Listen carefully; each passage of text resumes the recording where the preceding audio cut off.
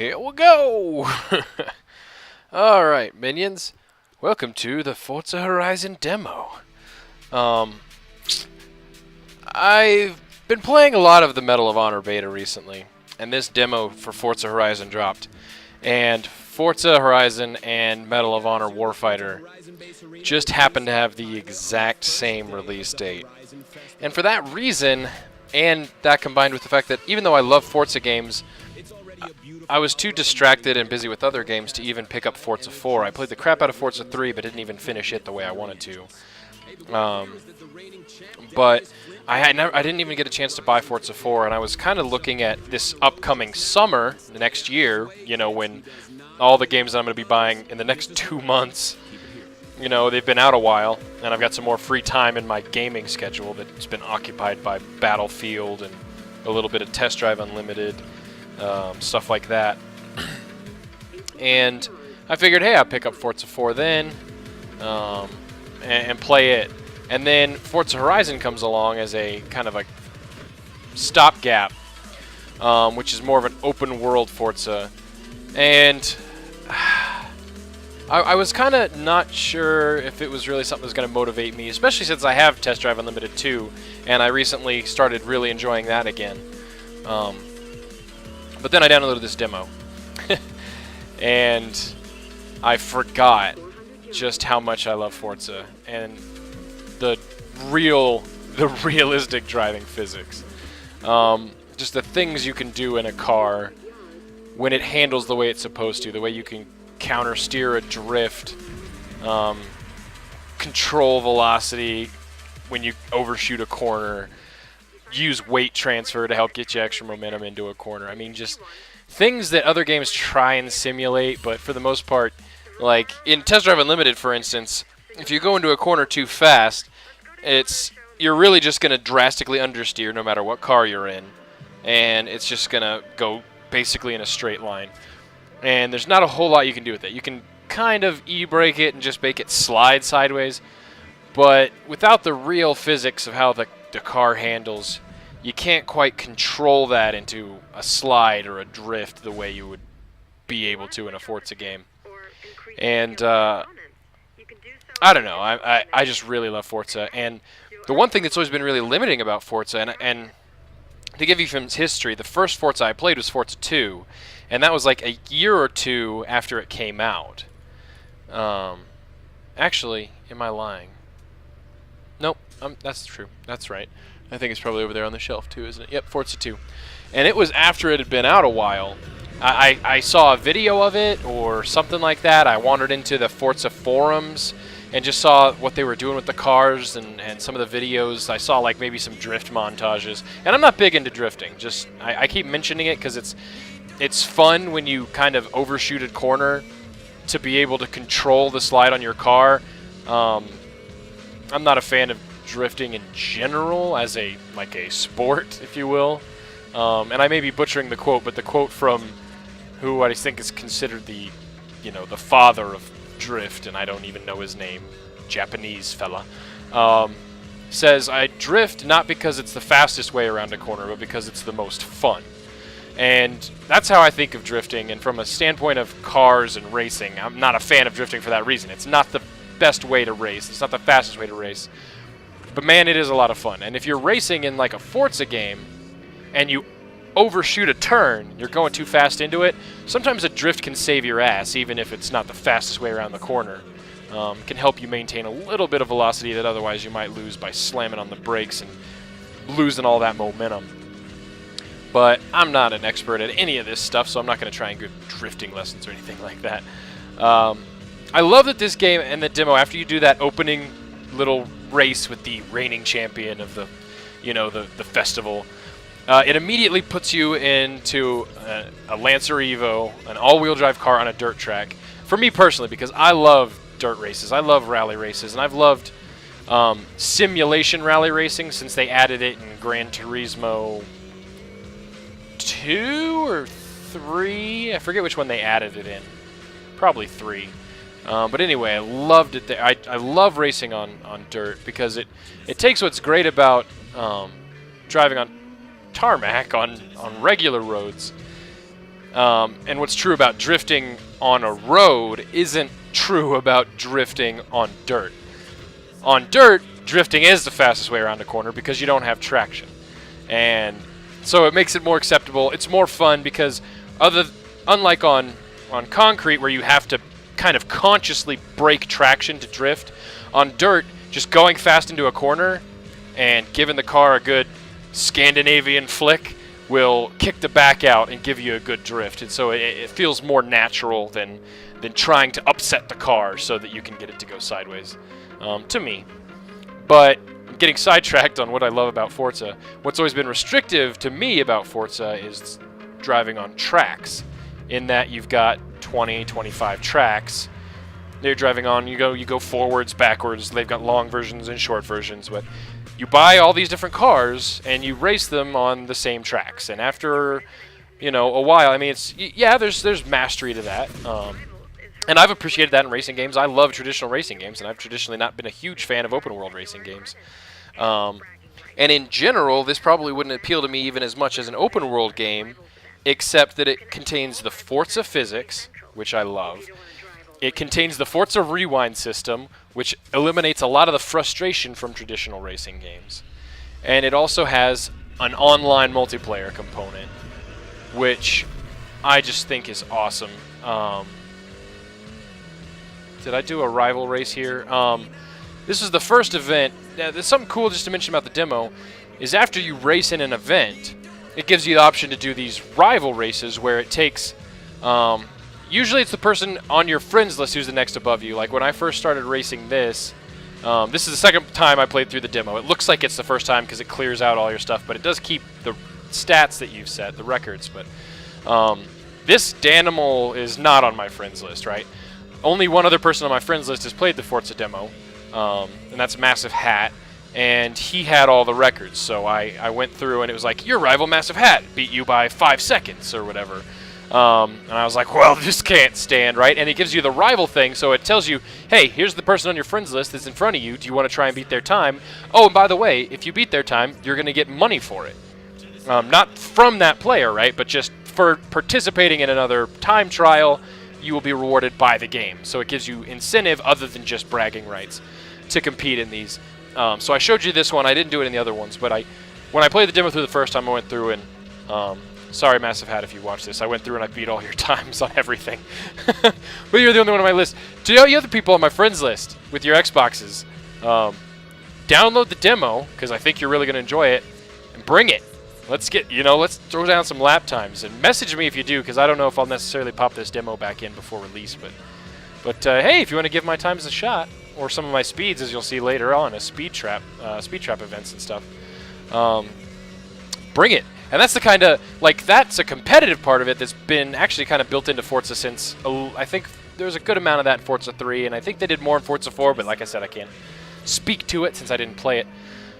I still will probably get to it one day, unless Forza 5 comes out before I get to Forza 4, but anyway, the restricted things that are kind of done away with in Horizon makes me really, really want this game, and it's not just the built-in competitive thing with with lap times, time trials, speed traps, even though that's a new, interesting aspect to Forza. But it will also have and I hope I'm not misquoting, an 8-player online mode where you can go online with 8 friends. And unlike traditional Forza games where there were some meta games and you could play like tag and stuff like that, but this actually has open world 8-player racing. And one thing I did look into, because I was really interested, in case you guys are curious, I've played Test Drive Unlimited, or Test Drive Unlimited 2. This does not have the dynamic drop-in, drop-out system that Test Drive had, where it's a persistent area, and if you're in an area, it'll try to connect you to people that are also racing in that area. This game doesn't do that. You have to explicitly go to a lobby and pick up friends to go and drive around with, which is a little disappointing to me, but not so much that it's discouraging me from the greater overall concept of open world racing, Forza physics. So keep that in mind. That's the number one consideration I had. I went out of my way because it's not advertised. I think they should have made it more clear with the knowledge that in this open world genre, I guess their main competitors are possibly Need for Speed. I haven't played a Need for Speed game in a long time. And Test Drive, really unlimited too, is kind of the benchmark for multiplayer driving open world games that I've seen. So yeah, that's how that works. In case you're wondering, those signs posted around, if you go slam into them, you get discount upgrades, or upgrade discounts, discount upgrades. Watch this little slide into this one. What? Yeah, love that force physics. Yeah, I think that this differentiates itself in the genre of Test Drive because of its physics model. And I don't think there's really another game that's quite in the genre of online open racing. I may be wrong about those Need for Speeds. My understanding is that they're not necessarily open world like this is, but correct me if I'm wrong. If there's something else you guys like, let me know. But this demo got me really excited, and with Medal of Honor, Halo, Call of Duty, all coming out, I really want this game, and I'm 99.9% sure I'm going to get it. And by that I mean 100%. It's just a matter of me pre-ordering it.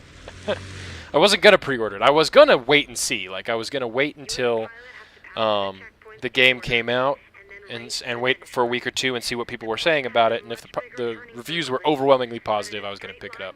And also if some of my friends had it. No pressure anybody on my friends list. I know John Jacob's getting it. But anybody else who wants to get it, that would just sweeten the deal. And also, disclaimer for you people who aren't on my friends list and perhaps want to be. I'm not going to say that getting this game will guarantee you a spot on my friends list. But getting this game will probably get you a really good chance of at least playing with me for a little bit, giggity. And then if I like hanging out with you, getting on my friends list. That's people message me all the time, hey, or send me friend requests out of the blue, or message me and say, hey, can I be on your friends list? And my general answer is join an open lobby, join a live stream. Whenever I'm asking for people to play with, hop in there, and if I like playing games with you, then I'll add you to my friends list. That's how it works. It's nothing personal, usually. In a couple cases, I guess it can be if people are dickholes. But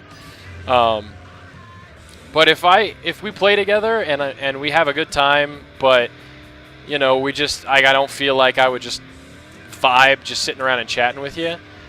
Even though we had a good time, I'm probably not going to add you to my friends list. So don't go into it thinking it'll be a guarantee, but it might be incentive for some of you who are already going to get this game. I don't want to influence people into buying it on the off chance they might get to play games with me. But if you're already going to get this game, shoot me a message and we'll try to screw around and have a good time, because there's going to be all kinds. They're going to be the Forza playground games that they've had, like Tag, and I don't even know what the other ones are called, Cat and Mouse or stuff like that. But in an open world environment, and since I've never really gotten to play those in a Forza game, because Forza 3, I think they were kind of impromptu games. No, I think maybe they were partially integrated in Forza 3, and especially in Forza 4. But in Forza 2, I think they were more impromptu. People just invented them in races through a handshake deal, but then they officially put rules into the game for doing those modes. But that's going to be in Horizon, so that will be a lot of fun. Get 8 people together and go out and play tag in supercars on the open road. Yes, please. I mean, that sounds like 4 hours of fun. I mean, I could spend forever doing that. I'm a fan of racing games, but it's kind of weird to say, but I'm not a huge fan of racing. I'm a big fan of driving.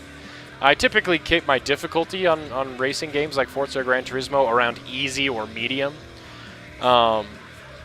And I could run it a little bit higher on Forza because of the rewind feature, except I don't want to use that to try and win races. But when I play a racing game, I enjoy the driving most, which is why I'm not a big fan of arcadey style racing games. I like simulation games because I like the feel of driving. And not so much racing. Like, I like, if I start at the back of the pack, it's kind of fun to jostle past people and get to the front, right? But then I just want to drive and have fun driving.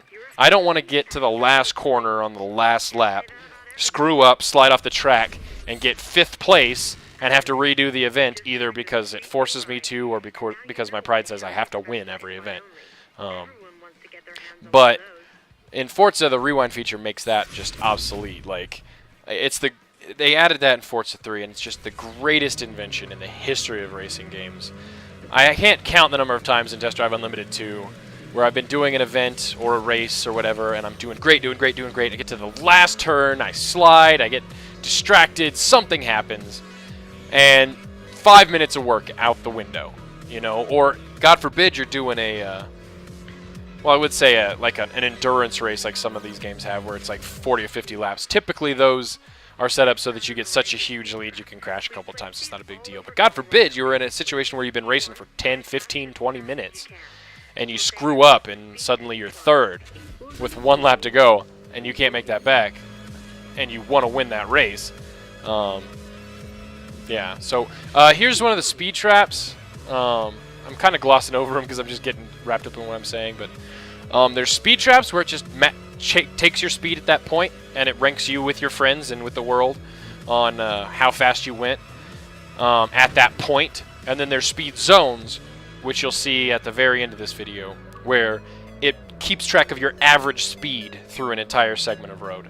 And those are just kind of dynamic in-world things that as they come up, they're like, hey, you just hit a speed trap, here's how you racked up with your friends. And when I first did it, like I said, I was behind Massive Hat by, like, for instance, on the speed trap, I was behind by like 4 miles an hour. Because I didn't even know it was coming up, right? And then it was like, oh, he's 4 miles ahead of you. And I was like, really? So I flip a bitch, and I drive back, and I get a good run up, and yeah!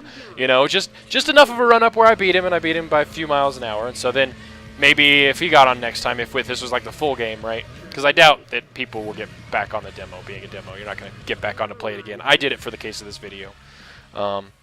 He's like, oh, he beat me by 3 miles an hour. I can do better than that. And so he goes even faster. And then it's just this, oh, I beat you. You beat me. 1 up, 1 up, 1 up, 1 up, 1 up. And I think that'll be a cool little meta part of the game. So you can be competing with your friends even when they're offline. And if they're online, then you can go and screw around together in amazing cars that handle realistically. And I just think it's going to be awesome. So awesome. And by think it's going to be, I mean, I know it's got to be because playing the demo has confirmed it. One thing I want to mention as well, because you'll see it a little bit in this video, is in this game, since it is open world, in most of the races, I don't know if it'll be all of them, you have to deal with traffic, meaning other civilian cars on the road. And with it being an open world, that makes sense. And I don't want to say that I'm disappointed by the way that they react, but the other cars on the road are, for lack of a better description, soft. When you hit another car, it feels more like you're slamming into a firm pillow than another car. Like, there's not a violent collision. You're not severely penalized for hitting a car. And you'll actually see that in this race. Towards the final straightaway, I slam face first into a car. And it drops. I have to drop down like 2 gears to get back in the power band. It's not even that drastic. Where in a lot of games you either lose control or maybe even come to a dead stop from that collision. There's cosmetic damage in this game. I'm glad there's not actual damage. I mean, if you turned it on and off, it wouldn't be a big deal like there was in the other Forza games. You could race with real damage on. And who knows, maybe it'll be in the full game. I didn't see the option in this one, but cosmetic damage is neat, but with the understanding that it's not actually going to make your car perform any worse, I think maybe collisions with other vehicles, especially head-on collisions, could be a little bit more severe. I don't want to say that because you don't want traffic to become the differentiator in a race, but that can make it exciting, right? Especially if you're racing against someone who's above your skill level, like there. It's kind of a pillow. I guess it wasn't a head-on like I thought. I thought I had a head-on collision in this. I may before it ends, but you know, maybe you're racing against someone who's either in a better car than you or maybe they're just a little bit better driver than you, and then slamming into another car. Here I show the rewind feature just for a second because I realized I hadn't used it yet. Some people might not know how it works, but whoop, just takes you back. And you can do this all the way back to the beginning of the race usually. There may be a cap on how far back you can go, but not really. I don't think there is. Anyway.